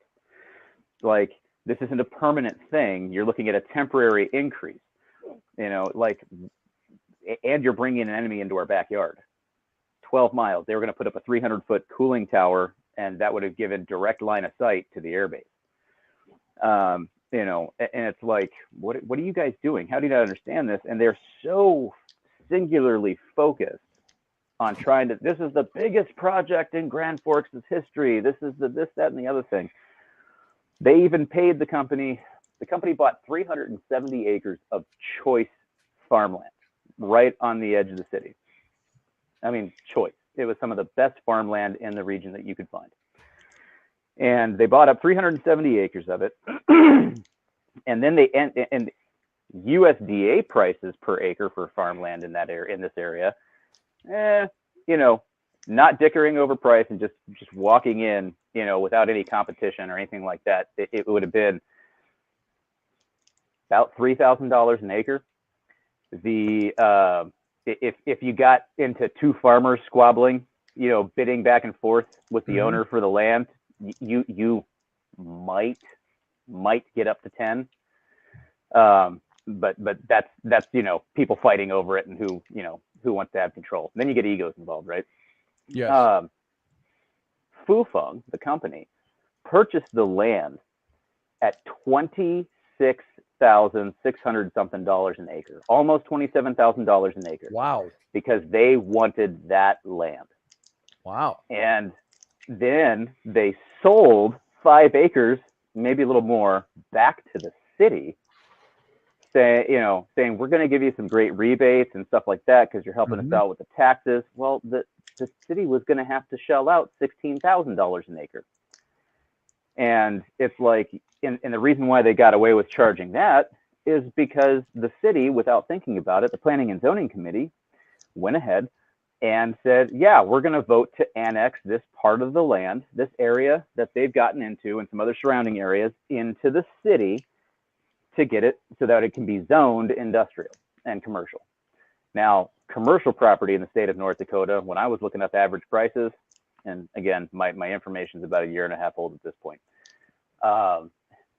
When I looked up cost of industrial or commercial land, the highest I ever saw was like 16.5, 17, somewhere in there, an acre. And that was like averaging across the whole state. So these guys wanted that land really bad. And it's like, look, a smart business isn't going to pay that much money unless there's something else going on. And these guys don't get it. And they didn't want to hear anything. They had a retired Air Force intelligence person get up and speak at a city council with all of us who get up and speak and said, look, I was an intelligence person in the Air Force my entire career. I'm retired. Everything that I saw and monitored through radio traffic and all kinds of different, signals traffic, whatever, throughout the world regarding the people that we monitor, you don't want to do this with China. You don't want to have anything to do with this. We gave them all kinds of stuff about their 5-year plans, their 100-year plan. Look at the Belt and Road Initiative. Look at all these things, and the city council and the mayor were just like, well, this is just what you're saying. And it's like, no, all of this stuff is open source, man. You can't throw a rock on the internet without finding stuff about this. Right. Right. And then if you go back and you do a little, again, critical thinking and research, you'll find that culturally speaking, here's the attitudes that they've maintained even after the 1949 victory of the Communist Chinese Party over the Nationalists, that they see themselves basically as the center of the earth. This is where civilization stems from, and this is our sphere of influence. And like Xi Jinping runs full tilt with it. Yes. And these guys wouldn't. I walked into we got a place here called Joe Black's. It's a sports bar-y kind of place. After the meeting, all of us went to one location that we would always meet at, and the city council people and the mayor would a lot of times go to the same place. Well, they decided to go to Joe Black's because they wanted to avoid confrontation. I was like, you know what? I'm going to walk over there. I'm going to sit down. I'm going to have a conversation with these guys. So I go over there and I'm talking with them, and they're trying to bring up counterpoints, and I'm hitting them back. And there's some things, where it's admittedly, hey, you know what? I don't know 110% this because, how can you? And I'm willing to admit that. But all the signs lead to this. Did you? And I looked the mayor dead in the eye, and I was like, of all the times I got up in front of you, and everybody else got up in front of you, because we were there every Monday night for almost 2 years. And we sat there and we told you, hey, look at the Belt and Road Initiative. Look at their 5-year plan. Look at the 100-year plan. Did you ever once go back and take a look at any of that at all? And he just stared at me. And everybody else there at the table just stared at me. These guys did not take the time to go do the research. And they weren't going to say no to me, because now it just confirms everything we've been saying. And, I actually gave the mayor a copy of, have you ever heard of Jocko Willink? No. He's a former Navy SEAL. He has a... oh, yes, I have. Yes. Yeah, has his book out, Extreme Ownership. Where it talks about, hey, yeah, you own your successes, but you own your failures, and you have personal accountability, and doing that helps you grow as a professional. People look at you differently and things like that. And it's really a big thing to do. I bought him a copy of that book. Oh, cool. And before one of the meetings, I was once going to slid it across the desk. It took me a moment to click into the name. And by the way, I just had somebody criticize me for not. They brought up, what about Ginny Thomas? And I was talking about the whole judge in Trump's trial, Ginny Thomas. I said, Yeah. what are you talking about? I said, who's Ginny Thomas? Yeah. Oh, you don't know who the wife of Clarence Thomas is? Was such a hypocrite. And I said, oh. I said, the Supreme Court Justice's wife. I said, I've never called her Ginny Thomas. I said, I've referred to her as Mrs. Thomas, the wife of the Supreme Court Justice. I said, not being familiar, I said, it took me a second to figure out who you were talking about. Doesn't make me some kind of weird hypocrite. This is what the left does. They jump and they criticize and they engage in ad hominem before they engage in anything substantive as far as conversation. Yeah. So that's why it took me a minute to think of Jocko. I almost bought his book myself. Yeah, no, it's a good book. I recommend getting it. But there's all kinds of things where you get the ego involved, and I sat there and I watched every Monday.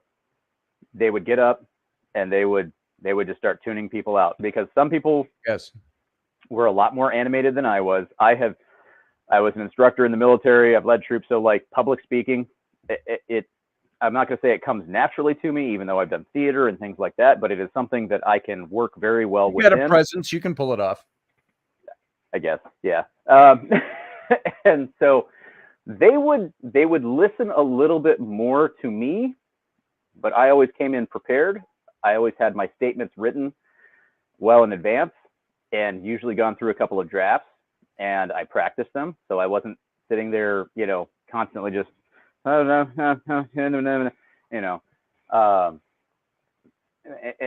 they still tuned me out to a certain extent. And it's one of those things where it's like, guys, I tried to tell you this.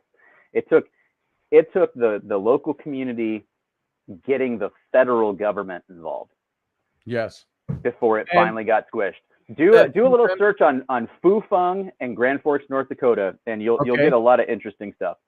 Be interesting. That's a good topic. It's very interesting. And I hate to say it, very relevant. But I got to wrap us up because I got to get out of here. I got to go down and see Uncle John. As a matter of fact, here, my son just walked in. John, I need you to text me an address where I'm supposed to be. Do I get that from Wade, or are you going to have me come to your address? So, we're all going to meet at my actual home. Okay. Will you text me your address? I will do that. Thank you. Because I'm not going to give it to you here. No, yeah. And Uncle John's address is just text it to me, and Sam and I are going to take off from here pretty quick. So, all right. Jason, thank you for everything you had to say. Jason. Thanks. Sir. I just heard that some town in a similar circumstance threw out their whole city council over an issue like this. That's amazing. We have certainly talked about trying to do that. There were recall efforts that people were trying to get together, but they kind of fizzled out here. But that's the thing, when you're tone deaf and when you're not willing to listen, you ultimately, and hopefully is what I think is my where I sit, but hopefully, come election time next year for a bunch of these guys, they'll get voted out. Well, we didn't see that happen this last week, did we? With some of the elections going on, it still mystifies me. Yeah, the elections are mystifying me right now. So let's put it that way. So unless everybody on the right, anybody who's conservative, are we all wrong? Are we just wrong about everything?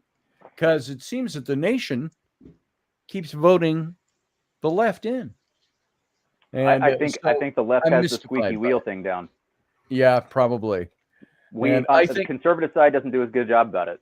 That's right. And they're not good at the mic drop. A lot of people who vote on the left just are people who are not very informed. The left has a great machine in place for getting the common person who doesn't have to pay attention to. They're almost like, you could almost put a tagline on leftist politics saying, don't listen to anything anybody has to say, just vote Democrat. Okay. We'll fight for you. All right. So, guys, we got to go. All right. Jason, talking, we'll guys. see you later. All right. Uncle John, Later, I'll Scotty. see you. See you, Uncle Jason. Johnny. Bye now. Uncle John, have a fun day. I will see you in a couple of hours. Yeah, I'll All get that off to you. Please do. We'll talk soon. All right, everybody else, thank you for being here. A show that's not a show on Sunday morning. I didn't even expect to go a full 2 hours today because I have things I got to do today. But so I was going to cut it kind of short, and here we are. So everybody, thank you for being here. Thank you for giving me your time. Remember, I was just in an ad hominem sort of way criticized for being a podcast and not a real radio show.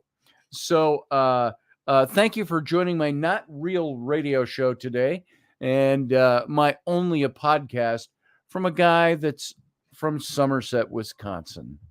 That explains it all. But thank you for being here. I appreciate your time. I will see you again tomorrow, Monday, Wednesday, Friday for the Intrepid Radio program right here on Odyssey Radio and also here on my YouTube channel. So thank you for coming along for the ride this morning, and live long and prosper. Shalom.